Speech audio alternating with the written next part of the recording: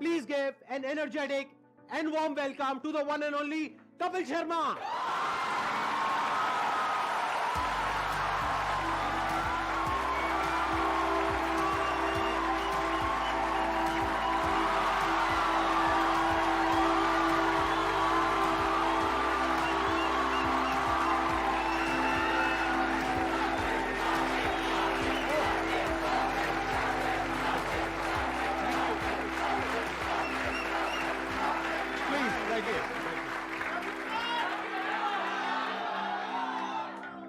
Thank you इतने प्यार के लिए, मोहब्बत के लिए। क्या एनर्जी आप सबकी। वाह,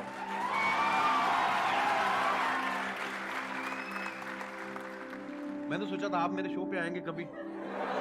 एक ही बात है, कोई फर्क एक नहीं ही बात है, हाँ। अच्छा, इससे पहले कि ऑडियंस आपसे इंटरेक्ट करे, ऑडियंस आपसे क्वेश्चंस पूछे, मेरे माइंड में एक सीरियस क्वेश्चन है जी। आज से 10 साल पहले आपने अपने करियर की शुरुआत करी थी। मैंने देखा 2013 में कॉमेडी नाइट्स विद कपिल के नाम से आपका शो आया था। आज पूरे 10 साल हो गए। जी सर। तो तब क्या आपने सोचा था कि एक दिन आपको संदीप महेश्वरी शो में आने का मौका मिलेगा?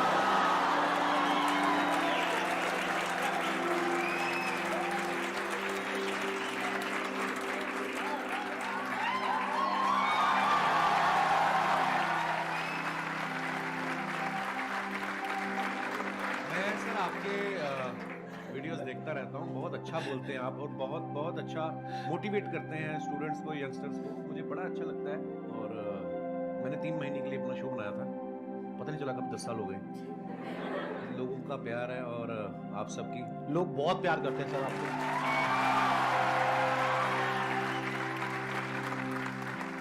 चलिए Q&A सेशन शुरू करते हैं। सर आपसे एक्चुअली एक रिक्वेस्ट है कि आप मोटिवेशनल मंच पे आए हैं तो कॉमेडी के वे में थोड़ा मोटिवेट कर सकते हैं। ये संदीप जी से बेहतर कौन करता है? मैंने सर, इतने वो सारे तो वीडियोस देखे हैं कि हाँ। आपको इतनी मोटिवेशनल बातें करते हैं आपके साथ और बीच बीच में आपको हंसाते रहते हैं, तो इसीलिए शायद इनका शो इतना पॉपुलर भी है। Hello Kapil sir. Hello. Sir मैं आपका बहुत बड़ा फैन हूँ। Thank you brother. मैं आपके साथ 2 लाइन गाना चाहता हूँ। मैं सीरियसली बोलूं, आपको देख के मुझे कोई गाना नहीं याद आ रहा। सर मेरे को आ रहा है सर आपको देख के गाना याद। प्लीज आप शुरू करिए। गुलाबी हाय आंखें हाय। जो तेरी देखी, शराबी ये दिल हो गया, संभालो मुझको ओ मेरे यारो, संभलना मुश्किल हो गया। गुलाबी आंखें जो तेरी देखी, शराबी ये दिल हो गया। वाह, बड़े एनर्जी यार, क्या बात है। बहुत बढ़िया।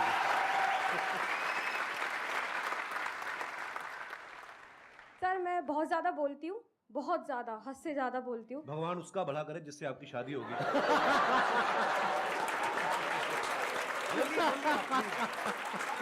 Happy women's day. Thank you sir, thank you so much. मेरे को ये पूछना है सर, गुड लिसनर कैसे बन सकती हूँ मैं? चुप रह के।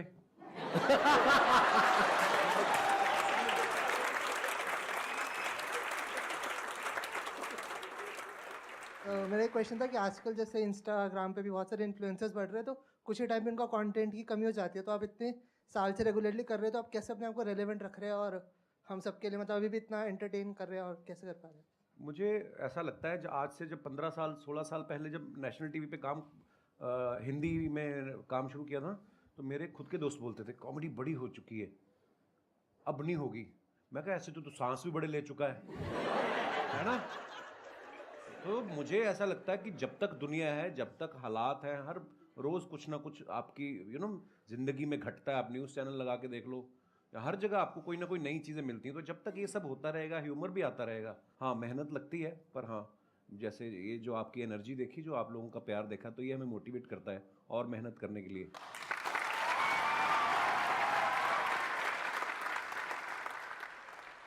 मैं आप दोनों से जानना चाहता हूँ, क्या आपने जो सोचा था, जो मैं इस प्लेटफॉर्म पे यहाँ तक पहुँच जाऊँगा, तो मैं ये कर सकता हूँ, ये कर सकता हूँ, ऐसा होगा वैसा होगा, क्या आज वैसा हो रहा है? मुझे लगता है बिल्कुल वैसा हुआ है और शायद उससे कहीं ज़्यादा हुआ है।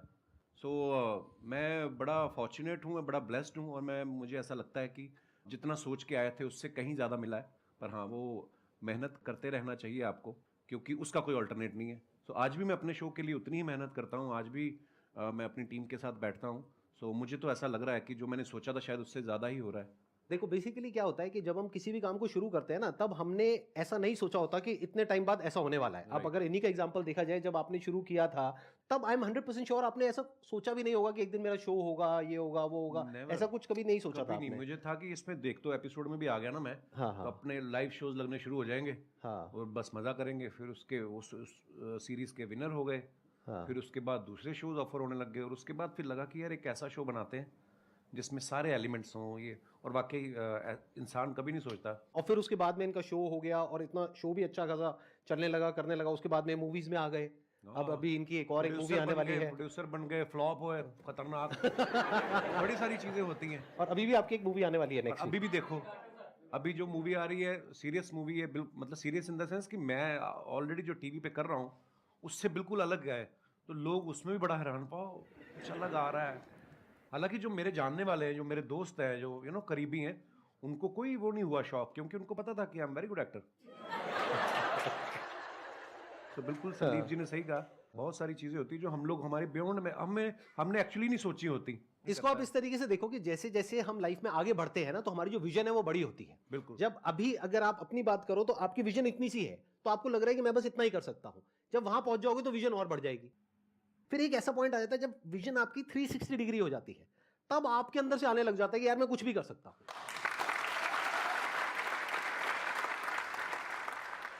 मजा आना चाहिए, मुझे ऐसा लगता है, जो मैंने देखा कि अब मजा आ रहा है तो फिर जिंदगी पता नहीं चलती। 10 साल मेरे कब निकले ये वाले, जब ये शो शुरू किया मुझे जेन्युइनली नहीं पता चला।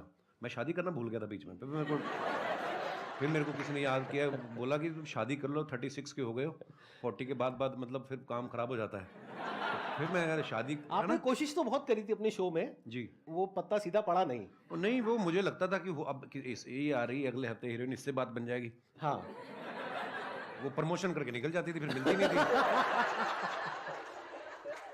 ये बात आपको थोड़ा लेट समझ आई कि वो अपने प्रमोशन के लिए आ रही है। आप अपनी प्रमोशन करते थे, बात बनी नहीं। चलो कोई नहीं। लेकिन आई थिंक आपका भी जो रिलेशनशिप है, अगर एक बार हम थोड़ा सा ऑफ ट्रैक जाए जी, तो बहुत पुराना रिलेशन है आपका गिन्नी के साथ। हाँ हाँ। ऑफ कोर्स, जब मैं कॉलेज में पढ़ता था, जब मैं पोस्ट ग्रेजुएशन के लिए एडमिशन लिया अमृतसर से जलंधर, तो हमारे यूथ फेस्टिवल जैसे होते हैं, है ना, यूनिवर्सिटी के इंटर कॉलेज कंपटीशन।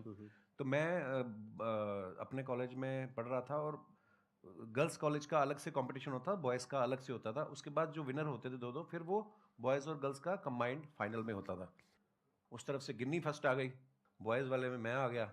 फिर फाइनल में जब आमने सामने हुए, वही एक दिन था जिसमें मैं जीता। उसके बाद गिन्नी जीतती आ रही है। और कंपटीशन क्या था?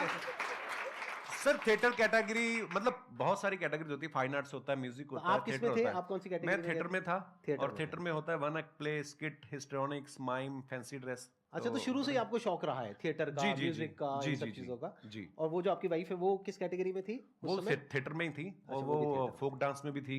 हम्म। हाँ, गिद्दा बड़ा अच्छा डालती थी, अब तो मुझे ही नहीं जाती है, पर जैसे आप कॉलेज डेज में थे, तो आपकी हर एक ग्रुप में ऐसा होता है एक बंदा कि वो जो होता है सबकी लेने वाला होता है। तो सर, आपने जो ये कॉमेडी का जो करियर है, वो आपका मतलब ये बेइज्जती करने का शौक था, या फिर आपने मतलब पूछ रहे हैं आप किस तरफ थे? जैसे एक ग्रुप में एक बंदा ऐसा होता है, तो आप वो बंदे थे या फिर आपके साथ ऐसा कुछ हुआ था? मतलब यही आप पूछना चाह जी रहे हैं? सर, जी सर, यस हाँ। सर। हाँ, मतलब बेइज्जती करने वाली ये लाइन कहाँ से आ गई भाई? सर, हमने कई बार नोटिस करा सर, जैसे अर्चना मैम हो गई और दिनेश। वो एक रिलेशनशिप होता है ब्रदर। जी वो सर। उसको बेइज्जती नहीं कह सकते यार आप। I mean, मेरी इतनी औकात नहीं है कि अर्चना जी इतनी सीनियर एक्टर हैं, और अगर ऐसा होता तो वो उस शो पे बैठती। नहीं सर, ऐसे अब अक्षय पाजी आते हैं मेरे शो पे, हम लोग बड़ा हेल्दी एक कॉन्वर्सेशन होता है, वो मेरे पे पंच मारते रहते हैं, मैं उसमें, तो वो ये सर एक आर्ट है। एक स्किल डेवलप हो जाती है ना कि हम आपस में ऐसे करते हैं। हाँ, नहीं बेइज्जती वो नहीं होती, वो होती है मैं जो आपकी अभी करूंगा।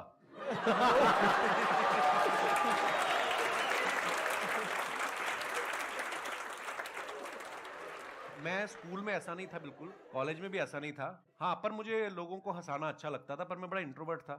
मुझे लगता कि शायद मैंने ना बहुत साल लोगों को ऑब्जर्व करता रहा, देखता रहा, अलग अलग कैरेक्टर्स। तो जैसे अभी मैडम ने भी सवाल पूछा था, तो वो चीज़ें डेवलप हो रही होती हैं, आपको नहीं पता होता है कि आपके अंदर कुछ डेवलप हो रहा है धीरे धीरे करके। तो अच्छा लगता था लोगों को हंसाना। सो आई थिंक उसी की सर वजह अपने आप से पर भी शायद- हंसना भी स्किल है सर, कई लोग हैं जो अपने सबसे आप पे पहले हंस ही नहीं पाते। सबसे पहले अपने ऊपर हंसो। एक मैं आपको मंत्र बताऊं छोटा सा, अगर आपको लगे ना कि यार मेरे बारे में लोग क्या कहेंगे, सबसे पहले अपने बारे में खुद ही कह दो। जब आपके शो में कोई भी आता है या जैसे एक्टिंग हो गया या सिंगर, तो आपको किस में मजा आता है? आपने एक्ट्रेस तो बोला ही नहीं। मेन मजे वाली बात है, है सिंगर है। सिंगर के साथ ज्यादा मजा आता है या हाँ, मुझे एक्चुअली क्योंकि पर्सनली मुझे म्यूजिक का बहुत शौक है, नहीं एक्टर्स के साथ भी बहुत मजा आता है, मस्ती मजाक करते हैं, पर कोई जब सिंगर आता है तो उससे ये होता है कि आप भी एंटरटेन होते हो, है ना, नहीं तो अदरवाइज हम उनको कर रहे होते हैं, ऑडियंस को कर रहे होते हैं, तो म्यूजिशियंस कोई भी आते हैं सिंगर या, तो मुझे बड़ा अच्छा लगता है। Thank you. क्वेश्चन मेरा ये है, जैसे कि सर वैसे मैं डिजिटल मार्केटिंग करता हूँ और क्या कहते हैं मिमिक्री वगैरह भी कर लेता हूँ मैं। अच्छा जी। बट मैं क्या है, मैं कहीं चैनल वगैरह पे किसी चीज़ पे मैंने कोई चैनल वगैरह नहीं बनाया। वैसे क्लाइंट के लिए हम लोग ये काम करते हैं, तो उनकी जो सोशल मीडिया अकाउंट है मैं अच्छे खासे रीच उन पे ला सकता हूँ, बट मेरे को टाइम नहीं मिल पाता। ऐसा भी नहीं है, बहुत कुछ करता हूँ, मतलब समझ में नहीं आता कि टाइम क्यों नहीं मिलता अपने लिए अगर निकालना चाहूँ तो। आप जवाब देंगे, मैं जवाब दूं? हाथ तो नहीं उठाना चाहते ना आप? मेरा आपसे सवाल है अब, ये सवाल आपने हमसे क्यों पूछा? क्योंकि आपका टाइम है। देखो मैंने जैसे कहा कि आपको जिस चीज में मजा आता है, अगर आपको लग रहा है कि आपको जो आप जो कर रहे हैं उसमें आपको मजा आ रहा है, तो फिर आप वो अपने लिए कर रहे हैं, आप ही का टाइम है। और अगर आपको उसमें मजा नहीं आ रहा तो फिर मजा ढूंढने का। नहीं सर, इधर मजा तो आता है, मतलब वही है कि टाइम नहीं मिल पाता, पता नहीं कैसे नहीं मिल पाता। भाई टाइम मिलता नहीं है, निकालना पड़ता है। My question is for both of you कि क्योंकि आप लोग अपनी फील्ड में ना you are the number one, which whatever you are doing right now, you are at the top. तो जब आप लोग उस स्टेज पे थे जहाँ पे आपको आपको पता था आपका काम अच्छा है, पॉपुलैरिटी मिल रही है and people around you started recognising you, तो उस स्टेज पे तो सब ऐसा होता है ना कि अरे यार तुम तो बहुत अच्छा करो, यू नो कि भाई अच्छा क्या है बुरा क्या है, but those people around will be a yes person कि आप जो बोलोगे दिल बी यस सर। So उस सिचुएशन में when you are at place where you can have everything, so how do you maintain that calm and composure? And वो ऐसा होता है ना कि you are you know कि you know what I need to do rather than getting affected by other people's opinion. तो वो अपने आप को कैसे आप मैनेज करते हो उस सिचुएशन में, या अपने आप को कैसे रियलाइज कराते हो कि ये सब जो चीज़ें हैं ना, फेम है जो भी है, ये तो आएगा चला जाएगा, but me as a person my value is determined by my work, so how do you continue to do that? Wow.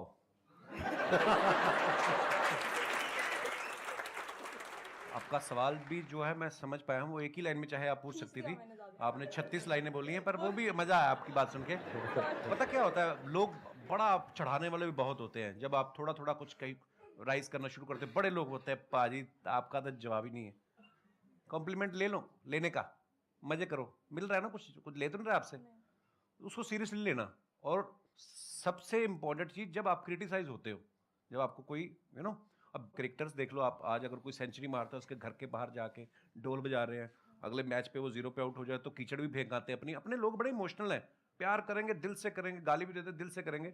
सो ना तो खुशी में ज़्यादा, एक्साइटमेंट में ज़्यादा उछलने का, और ना ही अगर आपको कुछ बुरा दिन निकल रहा है, हर दिन एक जैसा नहीं होता ना, तो उस दिन ज़्यादा टेंशन भी नहीं होने का। और ये चीज़ें ना शायद उम्र के साथ आती हैं। मैं पहले ऐसा ही था, मेरे को कोई ट्विटर पे एक गाली देता था, मैं 10 देता था उसको ना तो वो धीरे धीरे समझ आ जाती है। आई थिंक उसका उम्र का भी उसमें वो बड़ा होता है। आप जैसे जैसे लाइफ में ग्रो करते हैं, यू नो, परिवार वाले हो जाते हैं, बच्चों वाले हो जाते हैं, ये चीज़ें जो उम्र के साथ आती हैं वो उसी के साथ आती है। सो हाँ, कोई भी चीज़ परमानेंट नहीं है, ना आपका फेम, ना आपका यू नो, ना आपकी तारीफ जो है वो परमानेंट है, ना ही आपका क्रिटिसिज्म जो है परमानेंट है। सो बस रिलैक्स रहने का। और ये चीजें ना कई बार टाइम के साथ साथ ही समझ आती एक्चुअली है। मतलब अगर आप ये एक्सपेक्ट करोगे कि मेरे को या इनको एक पर्टिकुलर एज पे ये सब कुछ समझ आ जाता 10 साल 15 साल पहले, तो ऐसा नहीं होता है। ऐसा नहीं होता। जब हम वो चीज कर लेते हैं और वो गलतियां करते हैं उस तरह की, राइट, कि जब वो दिमाग पे चढ़ता है, अगर कोई आपको कहता है ना कि हाँ सक्सेस फेम दिमाग पे नहीं चढ़ता है, झूठ बोल रहा है वो इंसान। सबके चढ़ता है, सक्सेस भी दिमाग पे चढ़ता है और फेलियर भी दिमाग पे चढ़ता है। हाँ, तो जब ये दोनों चीजें दिमाग पे चढ़ती है और हावी होती है, तब हमें अंदर से समझ आता है कि अच्छा इसकी वजह से क्या गड़बड़ हो रही है। फिर इंसान धीरे धीरे उसको हल्के फुल्के तरीके से लेने लग जाता है। हाँ, एक टाइम के बाद कोई चीजें आपको इफेक्ट नहीं करती, आप मर जाते हो।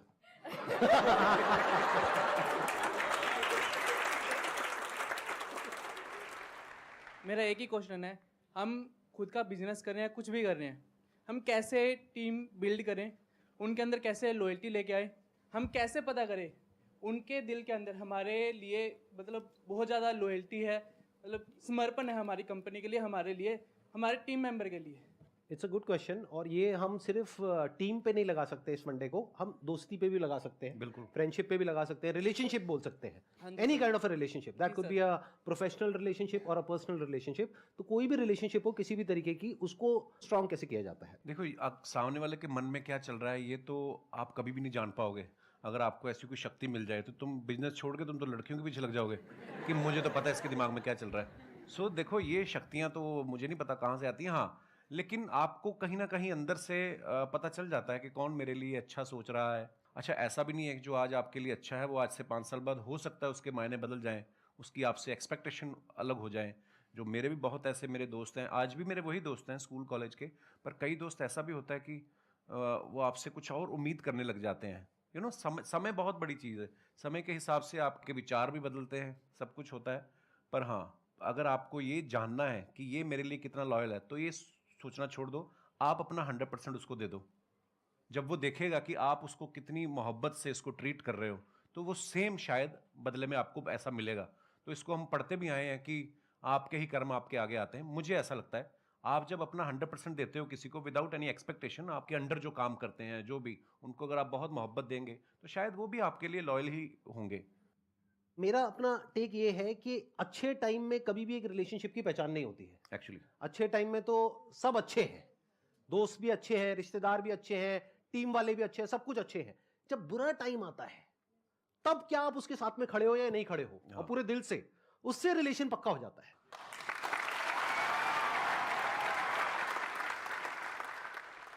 मैं आप दोनों की बहुत बड़ी फ़ैन हूँ। Thank you. प्लस आप दोनों ही बहुत पॉजिटिव पीपल हो, लाइक अगर देखें तो किसी को हंसा सकते हो बहुत इजीली और मोटिवेट भी कर सकते हो अपनी कॉमेडी से और अपनी बातों से।